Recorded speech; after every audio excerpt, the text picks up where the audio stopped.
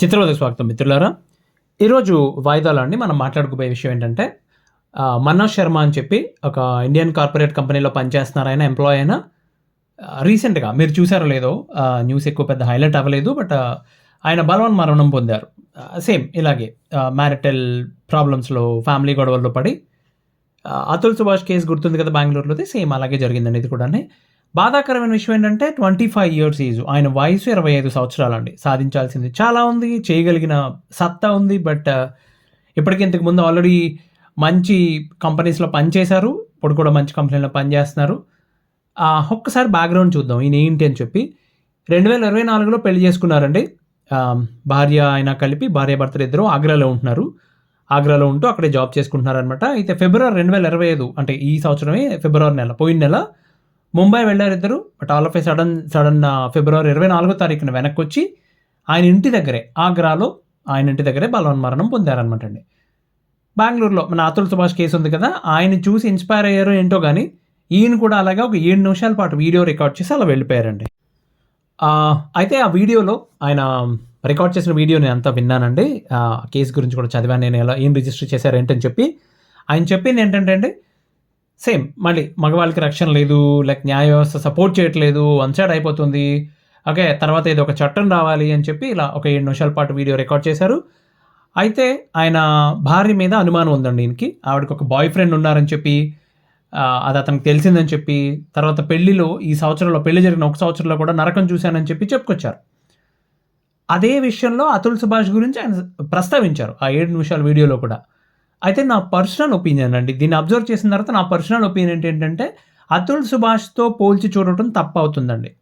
ఆయన నిజంగానే లీగల్ సిస్టంతో చాలా పెద్ద పోరాటం చేశాడు, ఇందులో లూప్ హోల్స్కి బలైపోయాడు, చాలా కష్టాలు పడ్డాడు. కొంతకాలం పోరాటం చేసిన తర్వాత విసిగిపోయి తీసుకున్న నిర్ణయం. బట్ ఈయన విషయంలో అది కాదు, కాబట్టి రెండింటిని పోల్చడం కరెక్ట్ కాదనిపించింది నాకు ఎందుకో. మరి ఈయన కేసు అలా లేదు ఎందుకనో.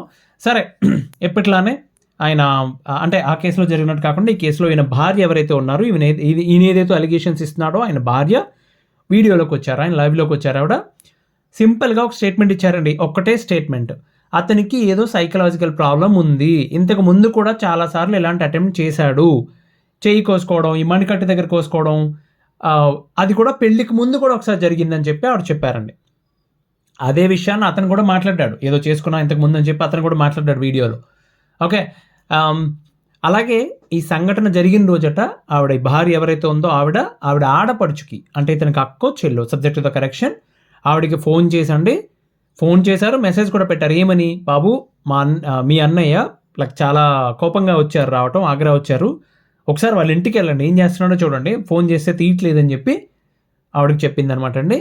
కాబట్టి ఆవిడకి వచ్చే నష్టమేం లేదు, ఇప్పుడు ఆవిడకి పెద్ద నష్టపోయేది ఏం లేదు. ఒకవేళ ఆవిడ ఈ భార్య ఎవరైతే ఉన్నారో ఇప్పుడు అలిగేషన్స్ ఎదుర్కొంటున్న ఆవిడ ఒకవేళ ఏ తప్పు చేయకపోతే కనుక పెళ్ళైన సంవత్సరానికి భర్తని కోల్పోయినందుకు కొన్నాళ్ళ బాధ ఉంటుంది, ఆ తర్వాత వేరే పెళ్లి చేసుకుంటారు, అతన్ని మర్చిపోతారు.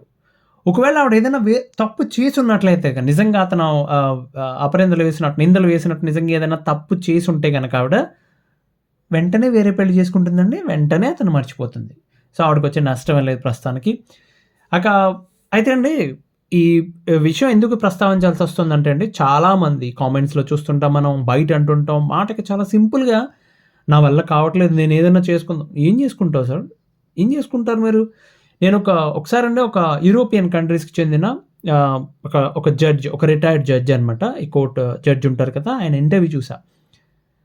నాకు ఇలా జడ్జెస్ ఇంటర్వ్యూస్ అంటే చాలా ఇంట్రెస్టింగ్ ఉంటాయి, బికాజ్ చాలా ఫ్యాక్ట్స్ చెప్తారు, లాజికల్గా చెప్తారు, తర్కానికి నిలబడే ఫ్యాక్ట్స్, రియాలిటీకి దగ్గరగా ఉన్నవి చెప్తారని వింటా అండి.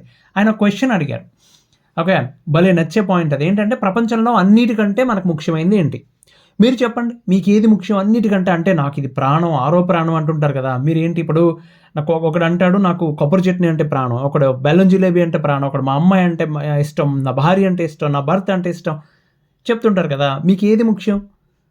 అరే మీరే సార్, మీకు మీరే, ఎవరికి వారే ముఖ్యం, వారిని వారే ముందు నమ్మాలి, ప్రేమించాలి, గౌరవించాలి. ఓకే, ఇప్పుడు అమ్మ, నాన్న, భార్య, భర్త, పిల్లలు, స్నేహితులు, గురువు, సమాజం, ఇవన్నీ కూడా మీకు మీ తర్వాతే. మీకు అసలు ఇలా ప్రాణాలు తీసుకునే వాళ్ళందరూనండి వాళ్ళని వాళ్ళు తక్కువ అంచనా వేసుకుంటారు. అంచనా వేసుకోవడం కాదు, తక్కువ చేసుకుంటారు. వాళ్ళ మీద వాళ్ళకి గౌరవం లేదు, రైట్?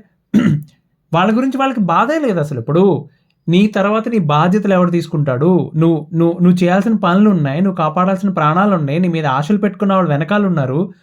దాని గురించి ఏ ఆలోచన లేదు. నీ చావు చూసి ఎవడో ఎందుకు చలించిపోతాడు బాసు? ఆ విషయం ఆలోచించరండి ఎవరు. ఎవడో పట్టించుకోడండి. బయట వాళ్ళ సంగతి వదిలేండి సార్, అసలు ఇంట్లో వాళ్ళు కూడా ఎవరు పట్టించుకోరండి. ఇప్పుడు ఇలా చేసుకున్న వాళ్ళ పరిస్థితి గమనించండి మీరు. వాళ్ళకి ఎప్పుడు కూడా ఇతని మీద బాధ కంటే కూడా, జాలి బాధ కంటే కూడా కోపం ఎక్కువ ఉంటుంది. కోపం డామినేట్ చేస్తుంది మిగతా ఫీలింగ్స్ అన్నిటిని. ఎందుకు అనుకున్నారు? ఒక మాట నాకు చెప్పుండొచ్చు కదా, ఇంత పని ఎందుకు చేశాడు. ఫస్ట్ థింగ్ అది దూరం అయిపోయినందుకు బాధ. రెండోది సమాజం గుచ్చుతూ ఉంటుంది, అది పించ్ చేస్తూనే ఉంటుంది వీళ్ళ బ్రతుకున్నంత కాలం. మీరు గమనించండి, అలా చేసుకున్న వాళ్ళ ఇంట్లో వాళ్ళ ఒక్క ఇమీడియట్ ఫ్యామిలీనే కాదు, వాళ్ళ కజిన్స్, వాళ్ళ పెద్దనాన్న ఫ్యామిలీ, మేనమామల ఫ్యామిలీ, ఎవరన్నా పెళ్లి సంబంధం వచ్చినా సరే, పలానా వాళ్ళ అబ్బాయి లేకపోతే పలానా వాళ్ళ అమ్మాయి ఇలా చేసుకున్నాడంట, మనం ఆలోచించుకోండి. సంబంధం చెడగొడదాం అనుకున్నాడు అందరూ చెప్తాడు, వాళ్ళకి వెంటనే ఈ వంక గుర్తొస్తుంది అనమాట. సో కాబట్టి మిమ్మల్ని మీరు గౌరవించుకోండి సార్, ఓకే? ఇలాంటి తప్పుడు పనులు చేయకండి. ఇప్పుడు నాకు ఎవరిని వారు గౌరవించుకోవడం అంటే నాకు ఫస్ట్ గుర్తొచ్చేది ఎన్టీ రామారావు. ఆయన గురించి చెప్తూ ఉంటారు కదా, దాని ఏంటి, మీరు, మేము, వారు. అసలు ఏకవచనం అనేది ఉండదు, ఇక మొత్తం బహువచనమే ఆయన వాడేది. వారిని వారు ఇట్స్ లైక్ భలే ఇంట్రెస్టింగ్ అనిపిస్తాయి. ఆయనే కదండి, మీరు అంటే బాగా పేరున్న వ్యక్తి కాబట్టి ఆయన అని చెప్తున్నాను. చాలామంది, కొంతమంది నేను చూశాను, మేమంటారు వారు. భలే ఉంటుంది అసలు వినడానికి. తప్పే ఉందన్న దాంట్లో. వారిని వారు గౌరవించుకుంటారు. నిన్ను నువ్వు గౌరవించుకున్నప్పుడు పక్కోడు గౌరవం ఇవ్వాలని, నీ గురించి బాధపడాలని, నీకు ఏదన్నా జరిగితే ఏదో అయిపోవాలని ఎందుకు అనుకుంటారు సార్? ఎవడో అనుకోడు. నువ్వు దేశం కోసం పోరాడుతున్నావు, ఇంకొకటి కోసం ఏదో చేసుకుంటున్నావు, దాట్స్ ఓకే. బట్ యూనో ఇప్పుడు ఈ మన్నవ్ శర్మ, ఈయన గురించే చూడండి. అసలు ఆయన ఎక్కడన్నా హైలైట్ అయ్యాడా? ఎవడన్నా పట్టించుకున్నాడా? స్టాక్ మార్కెట్ గురించి మాట్లాడుకుంటున్నారు అందరూ, ఫాల్ డౌన్ అవుతుందని చెప్పి బాధపడుతున్నారు, రైట్? మొన్నేమో Zelensky get out from my White House అన్నాడని చెప్పి దాని గురించి మాట్లాడుకుంటున్నారు తప్పితే, మళ్ళీ రేపు ఇంకొక ఇష్యూ వస్తుంది. దీని గురించి ఎవడు మాట్లాడుకోవాలి? ఎవడకి కావాలండి?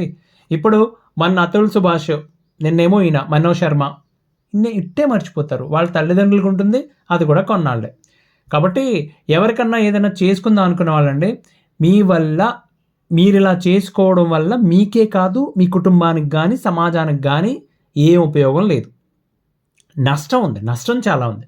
సో నష్టం ఏముందండి? ట్యాక్స్ కట్టేవాళ్ళు ఒకటి తగ్గిపోతాడు.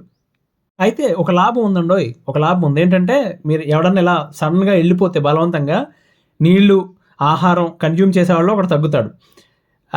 తర్వాత గాలికి, ఈ నీరు, నేల, గాలిని కలుషితం చేసేవాళ్ళు ఒకటి తగ్గుతాడు.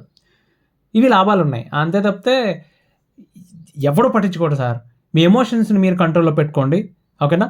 సో ఇలాంటి రాంగ్ డెసిషన్స్ తీసుకోవద్దు. ఎవరు ఎన్ని చెప్పినా కొంతమంది మూర్ఖులు వినరు.